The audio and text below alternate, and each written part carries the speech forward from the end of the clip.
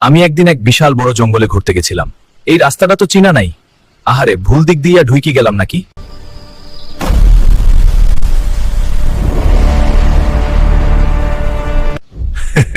তুই এইখান থেকে বাঁচি যাইতে পারবি না। তোর গায়ের রক্ত আমি খাইমু। হায় রে বাবরে, এইটা কোন দানব? কে বাঁচাইবো আমার এখন?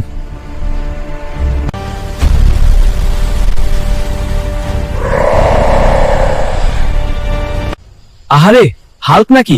সত্যি সত্যি আইছে? ডোন্ট ওয়ারি, আমি আছি। এই জঙ্গল আমার, তোরা কেউ বাঁচবি না। হাল্ক ভূতরে পছন্দ করে না।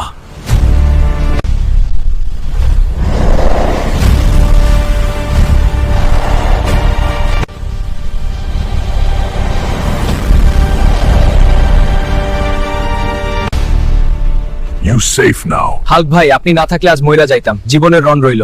Stay strong.